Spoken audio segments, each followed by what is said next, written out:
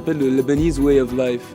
Et cette espèce de façon de vivre très un peu à l'aise, un peu c'est un peu à l'italienne aussi, il y a le farniente, on se repose, si on est en retard quelque part, c'est pas grave, il y a les mots comme ma'aleshi, basita, qui veulent dire c'est pas grave, Boukra, qui qui est veut dans dire, une semaine. Bukra ça veut dire demain, mais c'est très un peu, c'est la belle vie, aussi la dolce vita, quoi. Les gens vivent de manière agréable et j'aimerais bien montrer ça, cette image-là, parce qu'on a vraiment, très souvent quand on parle du Liban à l'étranger, c'est les terroristes, c'est la guerre, la kéfillée avec la mitraillette. À l'époque, il y avait de la guerre et mes parents, ils étaient contre la guerre et contre tout ce qu'ils disent que c'est la guerre entre les musulmans et les chrétiennes. Alors, ils ont décidé de m'appeler Bernadette. Et comme ça, j'ai vécu pendant à peu près 17 ans ou 20 ans. J'ai vécu comme musulman à la maison, mais hors de la maison, tout le monde croit que je suis chrétien. Le pays, c'est les gens, c'est les gens que tu connais, c'est les gens que tu aimes. Je donne beaucoup à mes étudiants ce sens de l'appartenance. Parce que les Libanais sont souvent très débousselés sur leur identité. Qu'est-ce que nous sommes? Très souvent, ils me disent qu'est-ce que nous sommes? Et où est notre arabité? Et moi, je ne veux pas être musulman, et moi, je ne veux pas être chrétien, et moi, je ne veux pas être... Et c'est un faux problème. Tout ça est un faux problème et posé d'une manière fausse. Ce qu'il y a, c'est que nous sommes Libanais. Nous avons notre identité libanaise qui est à construire, qui est à faire. Et moi, c'est ce que je donne à mes étudiants. C'est cette identité que nous avons d'appartenance très riche. Parce que nous avons des cultures différentes. Je ne parle pas seulement de la culture française ou de la culture anglaise, mais nous sommes là un pays qui est pétri de culture. Je vous assure, j'ai pour eux l'affection d'une mère pour ses enfants. J'ai pour eux. Et je me dis, bon, on leur a fait tout ça, et puis là, ils sont partis. Et qu'est-ce qu'on va faire pour eux? Ce pays a besoin de stabilité. Ce pays a besoin d'une politique culturelle, d'une politique d'emploi, d'une politique, mais même d'enseignement. Vous voyez des universités qui sortent, qui pullulent, qui montent. Mais c'est pour qui? C'est pour qui? Il n'y a pas de boulot. Et pourquoi ils le font? Et ces malheureux étudiants qui vont partout, qui vont dans des officines, des endroits, des instituts vraiment innommables, rien que pour avoir un diplôme et ensuite pour faire quoi? Il n'y a pas de politique, il n'y a pas de stratégie, ni pédagogique, ni universitaire, ni d'emploi, ni culturel. Alors bon, les étudiants me disent, dites-nous sur quoi nous devons nous baser pour dire que nous avons un avenir. Quoi? Si j'étais président de la République, si j'avais le pouvoir. The point of where this country is very strategic. It's in the middle of everything. It's been a port city, it's been for trade, it's been a business center for ages. And this whole time, it's all about how much you can get off of somebody. So they would sell their home, they'd sell their country, they'd sell anything for money. When it comes to personal choices, if you want, they're very generous, they're very giving, they give, they don't expect, to get something in return. But when it comes to really surviving and business and working and, competition, there's a lot of competition. People are businessmen. I mean, we have it in our blood, even me, if, I don't know, if you tell me, oh, I saw this CD, can you get it for me? Maybe the thought will come twice in my mind, let me sell it for her with $1 more, If you take, for example, Americans or Canadians or people who are living on the other side of the world, they rarely look at our side of the world. They don't know where Lebanon is, I mean, they're so into their own world, into their own country, because they live in big countries, into their own worries, their own, problems, that they don't look outside to the other countries. Now, us here, it's the total opposite. We only look at the outside, because people here, because of the war, they're so behind in many things, so they want to try to catch up. So they're only looking towards the outside. They always want to become like the French, because we're very, because of, the French being in our country before. We're not independent as a government, there are other countries controlling us. We're living we're surrounded by countries where there's plenty of conflict between them, including ours. The economy isn't great, so how much can the new generation do? They can't, they only have a voice, that's it, and a voice, can't really take you far. And I think that's the other problem. They have a voice, but it's such a disunited voice. Everyone wants to lead. We have, in Lebanon, every single human being wants to be the leader because they want to be the one with their name on it. And they don't unite for a purpose and a cause. The individual is more important than the cause. People are individualists here. They don't think of the others, they only think of themselves. You go into a typical Lebanese home, a family, it's so proper, very disciplined, education top-notch, politeness, cleanliness, everything's like ideal world inside. And you go out on the road, and this person can be like, driving his car like a maniac and throwing garbage or cursing at people around him, and and this is how it is. When you're in your own home, it's something with your people, with your surrounding, but with everyone else, no, it's me, myself, and. Je suis arrivé ici, en l'espace d'un an, je suis devenu une star. Salaire intéressant, je me suis acheté une nouvelle voiture, j'ai eu mon premier appartement. Et puis c'était vraiment la belle vie et ça fait 8 ans que ça dure et j'ai vraiment l'impression que je suis arrivé au Liban la semaine dernière. Ça passe tellement vite, il y a tellement d'activités, les gens sont tellement gentils. J'adore les contrastes de ce pays. J'aime ce côté chaud. C'est vrai que je suis français, homme, vivant au Liban, marié avec une Libanaise en plus maintenant, donc qui elle est très bien adaptée au pays. C'est difficile de trouver des désavantages, quoi. Je me dis que fonder une famille dans ce pays, ça peut être très intéressant parce que justement, avoir un enfant, par exemple étranger au Liban, ça va lui donner un apprentissage de ce que c'est que la famille, le respect par exemple du père, de la mère, du grand-père.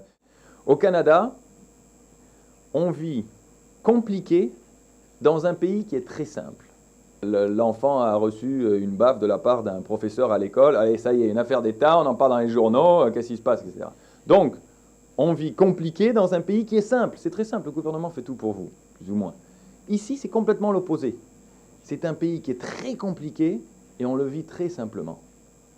Mais très compliqué, le Liban est très compliqué. Il y a beaucoup de tabous sexuels, politiques, religieux, il y a beaucoup de religions. Si jamais on voulait expliquer le Liban, il faudrait des livres qui ne pourraient même pas rentrer dans cette pièce. Et pourtant, le Libanais le vit simplement, sans parler, sans expliquer. Il le vit. Il vit. On lui passe dessus, c'est pas grave. Il continue. Beyrouth a été construite une dizaine de fois sur elle-même. C'est une ville qui n'arrête pas de se reconstruire en permanence. Et donc, le fait de vivre simplement dans un pays compliqué, déjà, ça simplifie beaucoup de choses. Surtout quand on vient d'un pays où on compliquait une vie simple. Quand j'étais petit, toujours mon père me demande d'apprendre à lire, d'apprendre à cultiver, parce que nous n'aurons pas, il croit que nous n'aurons pas la chance de rester ici, au sud du Liban, à cause des Israéliens. Beyrouth était plusieurs régions, plusieurs confessions, plusieurs communautés. Et chaque communauté, chaque confession a mis des barrières et se met derrière. Des barrières des confessions. Nous avons ici au Liban deux autorités qui empêchent les gens de se communiquer. L'autorité politique liée à l'autorité religieuse. Dans l'histoire, l'islam n'a pas de problème avec les chrétiens. Même les chrétiens n'ont pas de problème avec les musulmans. ils sont un seul peuple parce qu'ils sont les enfants de cette terre. J'ai vécu toute mon enfance, au début de l'adolescence dans la guerre, et c'est peut-être pour comprendre un grand pourquoi, déjà. J'ai compris et ça m'a rendu encore plus triste parce que c'est des choses moches à comprendre. Quand on les comprend, on voit qu'elles sont vraiment, vraiment méchantes. C'est un mot naïf, mais c'est tant mieux. Et plus on comprend qu'on n'a rien compris. En politique, c'est comme ça. Et le Liban, c'est un des pays les plus compliqués au niveau de la compréhension du politique, du social, du confessionnel, de l'économique. Tout est imbriqué. Et voilà. Et il faut commencer à trouver des solutions. Et c'est vraiment pas facile de trouver des solutions par manque de volonté des gens qui ont le pouvoir pour appliquer les solutions. Putain, c'est trop philosophique ça. Donc bonjour, je m'appelle Karina, je suis sénégalaise d'origine libanaise et nous sommes ici au niveau de la place des Martyrs en train de manifester depuis le 31 mars pour protester contre la politique américaine et israélienne envers le peuple palestinien, protester contre les crimes que ce peuple est en train de subir tous les jours depuis bientôt plus de 54 ans et dire que ça suffit comme ça. Quelle que soit la confession plutôt d'une personne, qu'il soit juif, chrétien ou musulman, là n'est pas le problème. Il s'agit plutôt de poser le problème en termes de questions humaines ou inhumaines. Et ce qui se passe là-bas, c'est complètement inhumain. Tout le monde a le droit, a le devoir plutôt de dire non. Ce n'est pas humain ce qui se passe là-bas. Tout le monde le voit, malheureusement. Les médias qui sont manipulés, le lobby juif qui soutient la propagande pro-israélienne, le gouvernement américain qui soutient également tout ce qui se passe là-bas, sont des criminels pour faire ça. Nous réclamons également le boycott de tous les produits américains. Il ne s'agit pas là d'un boycott contre le peuple américain, mais contre la politique des États-Unis envers le peuple palestinien, je tiens à le préciser. De ce fait, nous appelons le monde entier, où qu'il soit, et quelle que soit la religion à laquelle il appartient, le parti auquel il est adhérent, tout le monde a le devoir de dire non. Et tout le monde a le devoir de se lever contre ce qui se passe là-bas. Parce que c'est quelque chose d'inhumain et de complètement criminel. Voilà. J'ai un très très grand attachement à la ville de Beyrouth. Je suis né au cœur de la ville. Et c'est la ville à laquelle je suis attaché et qui a été complètement dénaturée et nucléée, pas tellement par la guerre l'a un peu détruite, l'a un peu beaucoup détruite, mais ne l'a pas dénaturée. C'est l'après-guerre qui en a fait autre chose que ce qu'elle était. Par une opération très simple, une opération qui est liée à la fois à la politique et à la spéculation foncière. Ils ont complètement vidé le centre-ville de la population qui y vivait, de son activité principale et de sa fonction essentielle qui était d'être un lieu de rencontre, un lieu de convivialité, un lieu d'échange, un lieu où absolument tout se passait à tous les niveaux. C'était le seul lieu de la capitale qui n'appartenait à aucune communauté précise, qui était multiconfessionnelle. Cet espace a complètement disparu. On a construit à la place une espèce de grand ensemble qui sert les intérêts de sociétés multinationales et où personne n'habite, où personne ne vit. C'est un lieu sans vie. Ailleurs, je ne suis plus rien. Je suis un mort-vivant. Ici, je suis un vivant qui va bientôt mourir. C'est tout. What's nice about the country is that you can basically do what you want if you want to do it. Lebanese people are very social. It's not just you go to work and you go home kind of thing. That's why you find that people are always out. There are people who work and go out every night, you know. It's not a thing of where you wait till the weekend to do something or something like that. So there is a big social life. Now, it depends on what groups you're in. And I guess that's like everywhere. Like you have the rich people, you know, and you have people who talk and people who don't talk, who show off, I mean, it depends who you're with. But it's not that hard to make friends. To make close friends, of course, but that's everywhere. And if you're going to worry every day if you're going to get bombed or if something's going to go wrong, you're never going to be happy.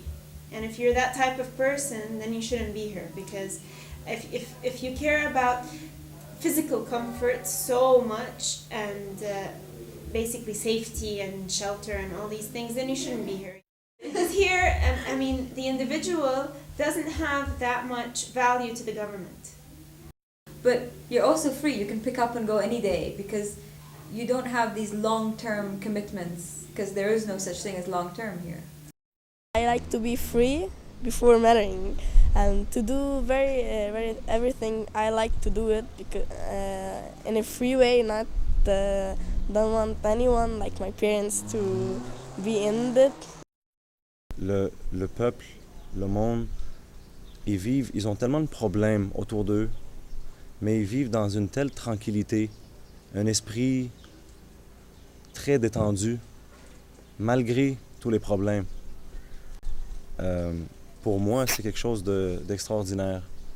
7 jours, j'ai appris énormément.